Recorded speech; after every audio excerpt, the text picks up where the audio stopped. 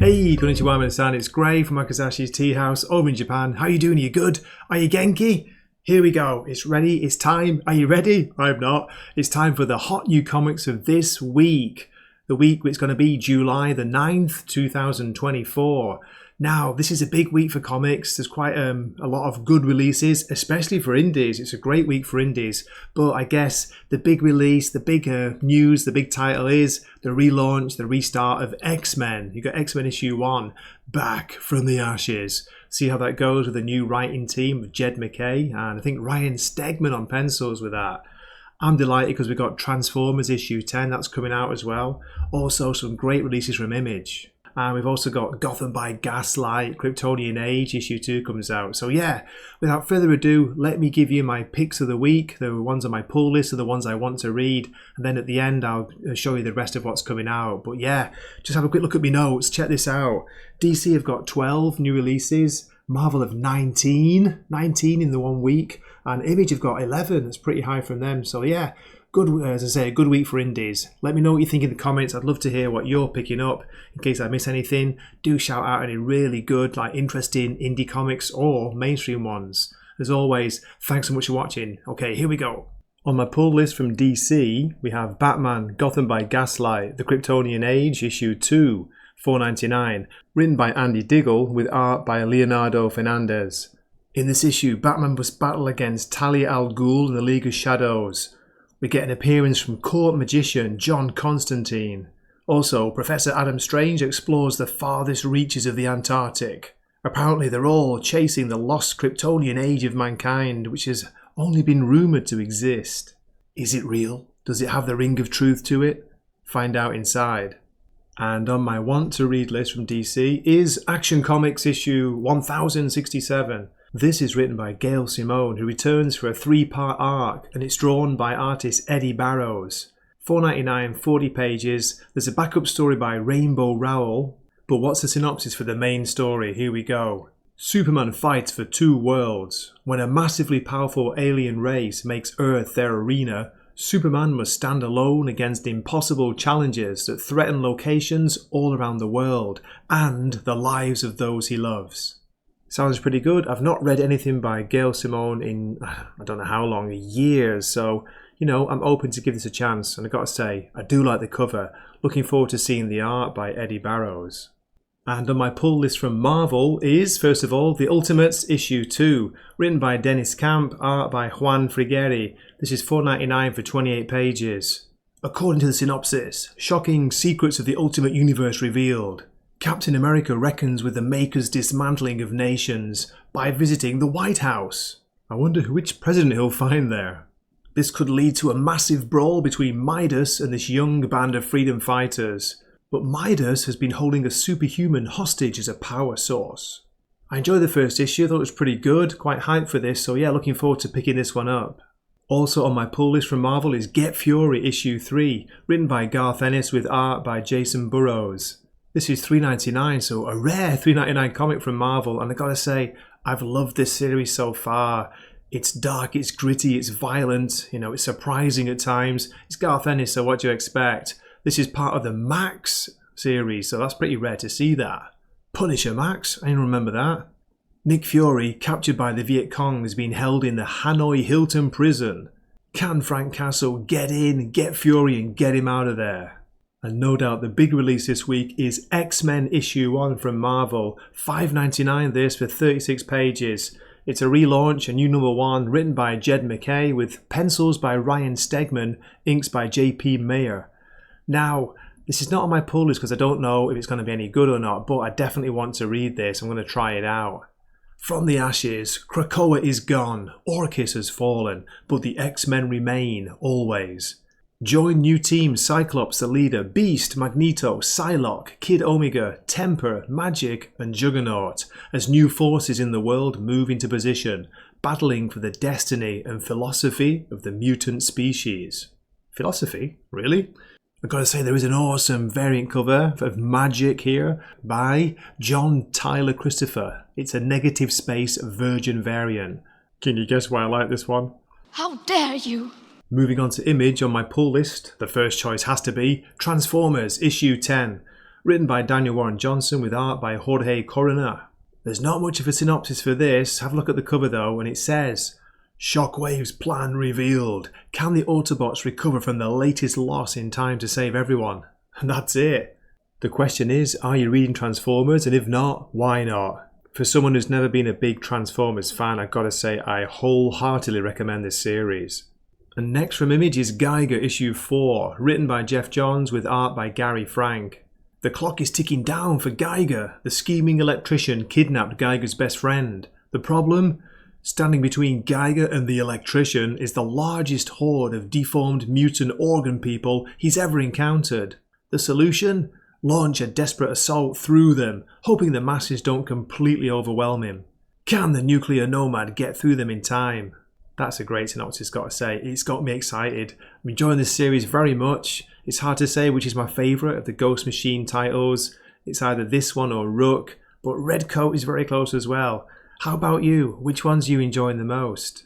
And my third pull list comic from Image is the wonderfully titled Falling in Love on the Path to Hell. Issue 2, written by Jerry Duggan with art by Gary Brown.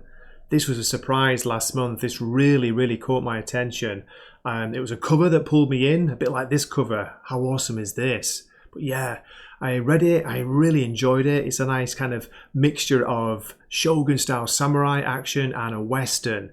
But now they've been taken to some kind of weird, is it alternate dimension? We're not sure where they are. Is it the island from Lost? Who knows? Asami and McCraith, the samurai and the gunslinger, they're surrounded by spirits of the undead and trapped on a strange island with monsters. Here they meet Mohan, the strong-armed leader of the Army of the Damned. Can they trust him? Will they escape? Tell you, if you fancy a little bit of like cool mixture of martial arts and western action, lots of pulpy sci-fi or space fantasy, give this a try. Okay, just let me shout out 2 more comics to watch from Image. We've got Ice Cream Man issue 40. Wow, we're up to 40 now.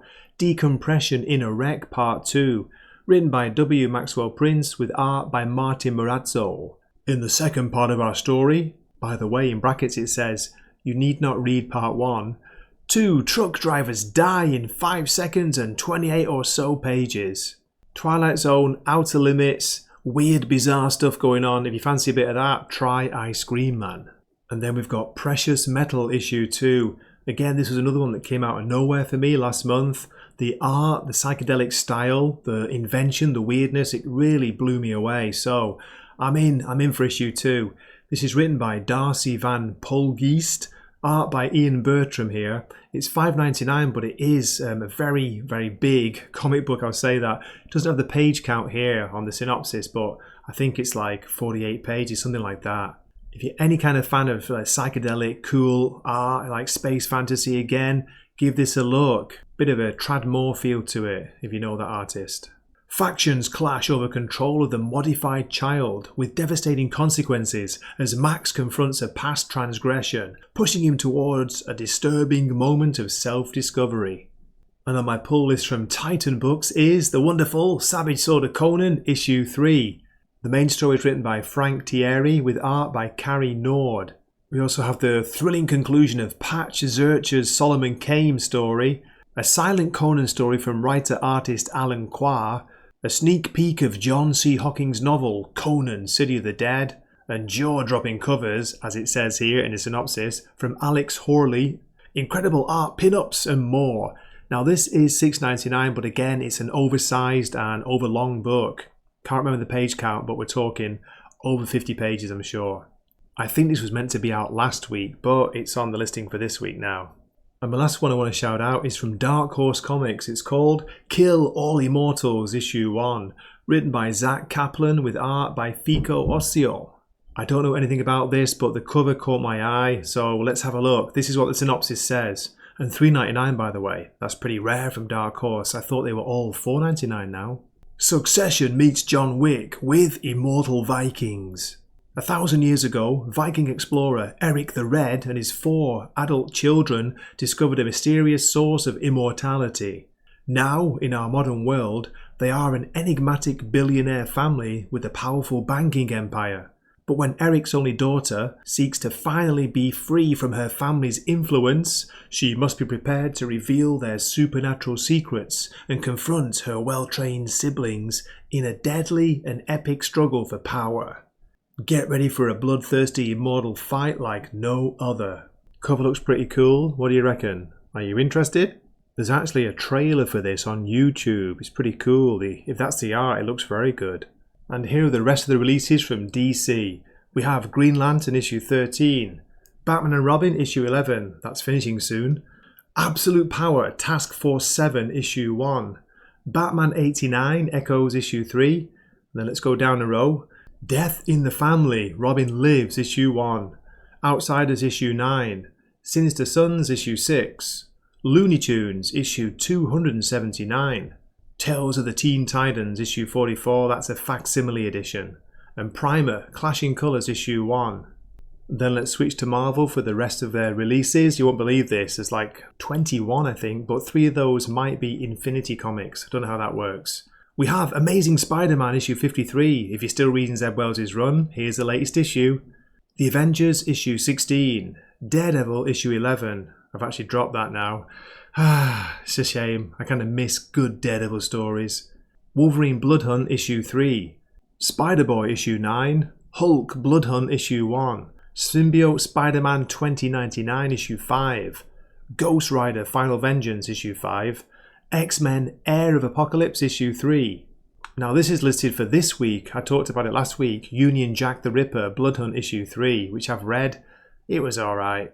Kid Venom issue 1. Then we've got Star Wars Ahsoka issue 1, Annihilation 2099 issue 2. There's a giant-sized Silver Surfer issue 1 for $6.99, and then we've got those 3 unlimited Infinity Comics, whatever, so I won't count those. Gotta say, do not like the covers. And here's the rest from Image. We've got Ain't No Grave issue 3, Moon Man issue 3, Monolith issue 3, that's part of the Spawn universe, The Whisper Queen, A Black Sand Tale issue 3, new release here, The Domain issue 1, and Saint Mercy, Godland issue 4. And finally here's a roundup of the rest of the indie comics. Dawn Runner issue 4 from Dark Horse, Teenage Mutant Ninja Turtles 40th Anniversary Comic Celebration issue 1. That is $11.99 by the way, and that's from IDW. Dark Horse brings Star Wars The High Republic Adventures issue 7. Anybody reading High Republic? Titan have got the wonderful Gun Honey Collision Course issue 3. Very tempting for me. If I had more money, I'd be buying that as well. And on the next row we've got Boom Studios with Crocodile Black issue 3. IDW have got The Hunger and the Dusk book 2 issue 1. That's another one I'm curious about because I did enjoy the first series of that. Then Dynamite bring us Red Sonja Empire of the Damned issue 4.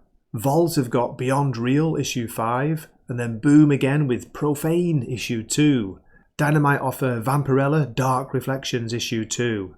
And just 2 more rows to go. Dark Horse have got Critical Role Vox Machina Origins issue 2. And also From the World of Minor Threats Barfly issue 1.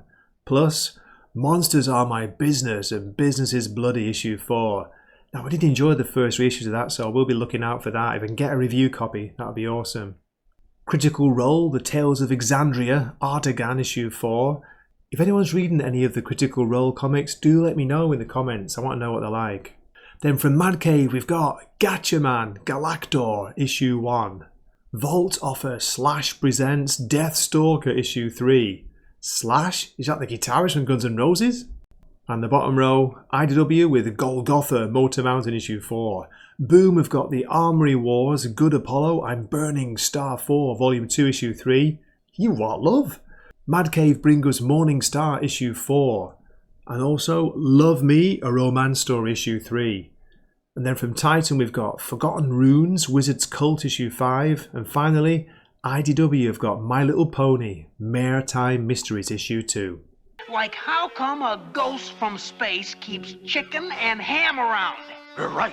Now, I've got to say, if you're still here, if you're still watching at this point, my hat, even though I don't have one, is off to you. Thank you so much for watching this far. This has been a blast to put together. I'm glad you seem to be enjoying these. Do let me know, if you want me to carry on doing these, kind of my hot picks for the week. But yeah, it's a lot of fun to put together, and it reminds me what's coming out. Okay, as always, thanks so much for watching this far. I do really appreciate it. Do drop a comment, let me know what you think. If you're not subscribed, come on, what are you doing? I'd love to have you as a subscriber and as a member of the Wakizashi Teahouse Dojo. Us. Okay, matane.